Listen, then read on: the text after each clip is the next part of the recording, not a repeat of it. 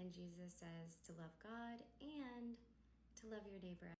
So I know this has been addressed by some of the people that I follow on here, and I think it's important for us to understand that what we have to do when we come to that passage where Jesus says to love God with all your heart, with all your mind, with all your body, with all your soul, and to love your neighbor as yourself, is we have to get the positioning right. And what I mean by that is this, is that we have to love God first and foremost. Need to let him define what love is before we can even love our neighbor. We have to let God tell us what love looks like before we can love our neighbor rightly. And unfortunately, too often, what we do is we inverse those two. We say that our love of neighbor demonstrates our love of God, but our love for God should be where our love for neighbor flows from.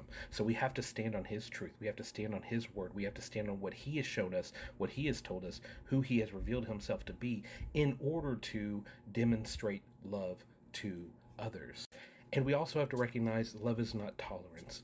Love has a specific set of circumstances. Love reveals the truth. That's what God does. He reveals the truth. And so if God says that sin is sin, then we have to identify sin as sin. If God says that this isn't sin, then we can say that it's not sin. But we have to call out and establish what God determines as right, being right.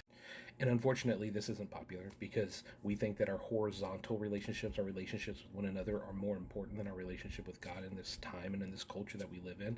But the reality is that we cannot love people rightly until we love God rightly.